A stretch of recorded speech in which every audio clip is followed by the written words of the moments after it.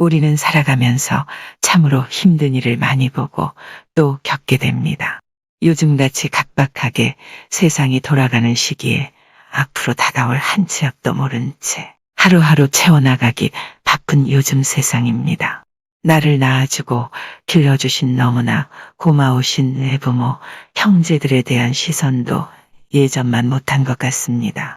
요즘 50대, 60대를 낀 세대라고 합니다. 자식에게는 무한봉사를 강요당하며 복량은 못 받게 되지만 부모님은 모셔야 하는 샌드위치 세대라고 합니다.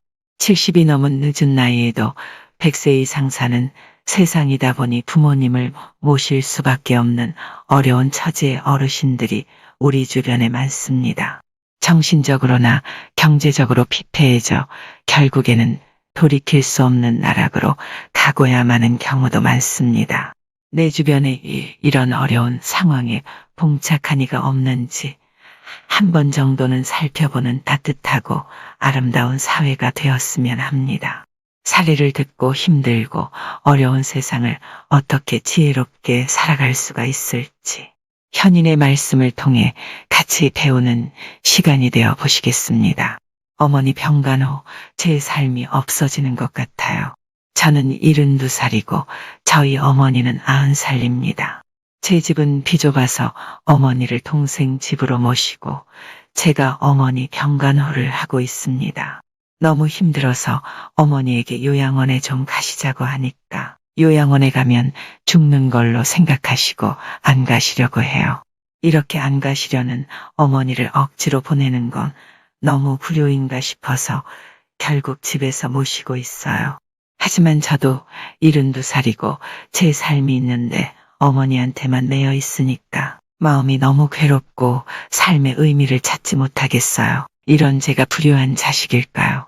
아니면 어떻게 해야 효도한다는 소리를 들을 수 있을까요?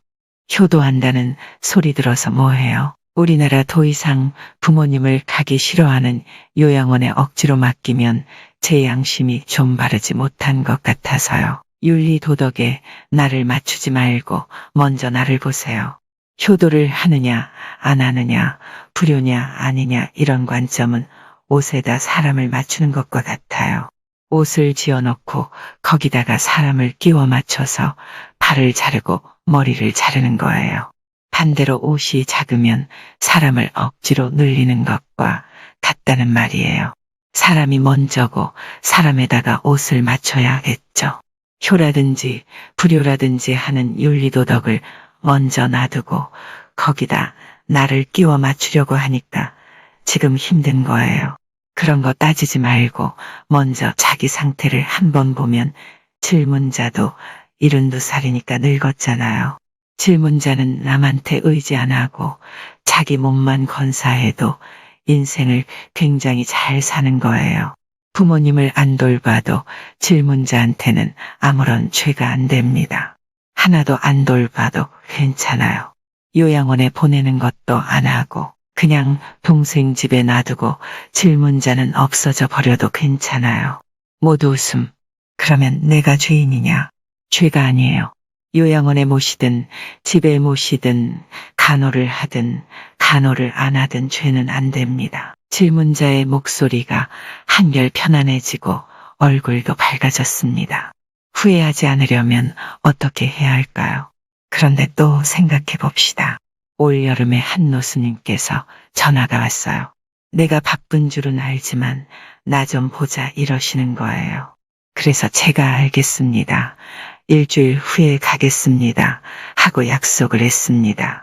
저로서는 최대로 시간을 당겨서 일주일 후에 날짜를 잡았어요. 전화를 끊고 나서 그 스님께 무슨 일이 있는지 다른데 알아보니까 암이시라는 거예요. 의사가 올해까지 살 수 있다고 한 것 같습니다. 이렇게 얘기하더라고요. 그래서 바로 다음날 병문안을 갔어요. 그때 마침 외국에서 온 손님이 있었는데 이 손님을 차에 태운 채 바로 노스님께 갔어요. 그 손님한테는 절 구경하라고 하고 노스님과 대화를 나누었어요. 노스님은 정정하게 앉아서 이렇게 말씀하시는 거예요. 바쁜 사람 오라 해서 미안하다. 그런데 내가 죽기 전에 한번 만나보려고 그랬다. 내가 죽은 뒤에 너도 문상 올 거 아니냐. 아이고, 당연히 와야죠. 그래, 내가 죽은 뒤에 내가 온들 내가 너 온 줄 알겠냐. 또 내가 온들 내가 어디 있는지 알겠느냐. 서로 모르는 거 괜히 오고 가고 하지 말고 나도 너 온 줄 알고 너도 나 있는 줄 아는 때에 한번 보는 게 낫지 않겠느냐. 큰 스님 말씀이 맞아요? 안 맞아요? 맞습니다. 모두 박수. 그렇게 2시간 얘기를 나누고 제가 가려고 인사드리니까 그래, 이게 마지막이다 이러시는 거예요. 그때가 6월이었어요.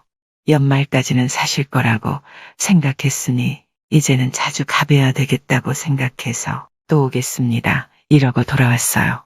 그런데 돌아오고 3일이 지났을 때 신문에 부고가 딱 났어요. 제가 자칫 잘못해서 일주일 지난 뒤에 갔으면 돌아가신 뒤에 갈 뻔했잖아요.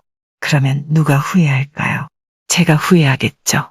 저는 이렇게 후회하는 일을 예전에 한 번 했거든요. 제가 옛날이나 지금이나 항상 바빴어요. 그래서 어머니께서 돌아가셨다는 얘기를 듣고서야 집으로 갔습니다. 갔더니 누님이 제 손을 잡고 아이고, 엄마가 너를 보고 싶어 했는데 그러는 거예요. 어머니가 얘는 왜 안 오나 그러시니까 누님이 걔는 바쁘잖아요. 이랬다는 거예요. 그러니까 어머니가 이러면서 돌아가셨다는 거예요. 아이고, 세상에 바쁘다 바쁘다 해도 내 죽는 것보다 더 바쁜 게 어딨노. 자기 하는 일은 오늘 못하면 내일 하면 되지만 내 죽는 거는 오늘 못 보면 내일 못 보지 않느냐. 이 얘기를 듣고 저는 마음이 아팠어요. 그래서 제가 이렇게 열심히 사는 거예요. 제가 조금 게으르면 어머니가 너 이러려면 그때 좀 오지 이러실 거 아니에요. 지금도 어머니가 오라고 하면 바빠서 못 가요 할 정도로 살아 제가 불효를 안 하는 거예요. 다시 앞으로 돌아가서 제가 노스님을 뵈러 가야 하나 안 가야 하나 하는 걸 생각해 보면 어떨까요? 제가 노스님에게 간 것이 결과적으로 노스님을 위해서요. 저를 위해서요. 나를 위해서요. 나를 위한 선택. 네, 병문안 가서 제가 좋았어요. 질문자가 이제 결정을 해야 해요. 효니 불효니 그런 거 따지지 말고 어머니가 돌아가셨다는 소식을 들었을 때를 생각해 보세요. 질문자가 생각할 때 아이고, 잘 돌아가셨다. 어머니가 돌아가신다 해도 우선 내가 살아야지 어떡하나 이런 마음이 든다면 어머니를 안 돌봐도 죄가 안 돼요. 그런데 돌아가셨다고 했을 때 아이고, 내가 조금 더 돌볼 걸. 내가 그것도 못했네. 이런 마음이 든다면 후회가 오래가요. 후회가 오래가는 게 나아요. 조금 돌보는 게 나아요. 모두 박수. 질문자가 이제 거기에서 결정하는 거예요. 그런데 아무리 돌아가신다 해도 전적으로 돌보는 건 난 못하겠다. 이럴 수도 있어요. 그러면 죄의식이 안 든다는 거예요. 질문자가 너무 힘들면 어머니는 놔두고 자기 인생 사세요. 그렇더라도 나중에 후회 안 할 만큼은 가끔 가봐야 하겠죠. 질문자는 나는 한 번씩 가서는 안 되고 전적으로 붙어 있어야 후회가 안 되겠다 이럴 수도 있어요. 그렇게 한 번씩 가는 게 낫겠느냐. 전적으로 붙어 있어야 후회가 안 되겠느냐. 아예 안 가도 후회가 안 되겠느냐. 이건 질문자가 결정하면 돼요. 효니 불효니 따질 필요가 없어요. 어머니를 억지로라도 요양원에 모셔도 되겠습니까? 돌볼 사람이 없다면 그 길밖에 없잖아요. 다만 그건 질문자 혼자 결정하면 안 되고 동생들과 의논해서 결정해야 해요. 나는 못한다. 그러니까 어떻게 할래? 동생들도 요양원에 모시자 하면 요양원에 모시면 돼요. 그런데 요양원에 모셔봤더니 어머니 살이 막 빠지고 정신이 더 없어지는 것 같아서 마음이 아파서 안 되겠더라고요. 그러면 집으로 모셔야죠. 모두 웃음. 집으로 모시니까 제 생활이 전혀 안 돼요. 그러면 요양원으로 모셔야죠. 하지만 지금 질문자처럼 그러면 아무것도 못하는 거예요. 요양원에 모신다 하면 그 결과로 나타나는 모든 걸 감수해야 해요. 내일 돌아가신다 해도 내가 후회를 안 해야 해요. 나는 하는 만큼 했다. 더 이상은 나도 살아야 하니까 어떻게 할 수가 없다. 그리고 돌아가셔도 잘 돌아가셨다. 살 만큼 사셨다. 이렇게 딱 정리를 하는 것이 해탈의 길이에요. 이게 괴로움이 없는 길입니다. 반면 그렇게 했을 때 내가 후회할 것 같으면 혼자서 여행 좀 다니다가 나중에 괴로워하는 것보다는 지금 조금 돌보는 게 나한테 더 낫다는 거예요. 어머니를 위해서가 아니라 나를 위해서 내가 어떤 선택을 할 거냐는 문제예요. 지금 질문자가 그걸 딱 결정해서 선택하면 돼요. 멀리 제주도에서 온 70대 할머니도 계셨습니다. 어린 시절부터 가난하여 이 집 저 집에서 자란 할머니는 길거리에서 칼을 맞기도 하고 교통사고로 2번 죽었다. 살아났으며 집에 도둑도 여러 번 들고 남의 집을 불러 다 태우기도 했답니다. 할머니는 어릴 적부터 왜 이런 불운한 삶을 사는지 궁금하다고 질문했습니다. 칼 맞고 교통사고 나고 도둑 들고 어쩌고 저쩌고 해서 힘들었다는 것은 충분히 이해가 됩니다. 그런데 그런 어려운 과정을 거쳐서 결국 지금 살아있어요. 죽었어요. 지금 살아있어요. 모두 웃음. 고개를 올라갔다 내려갔다 올라갔다 내려갔다 했지만 결국 산을 넘어왔다는 것이 중요한 거예요.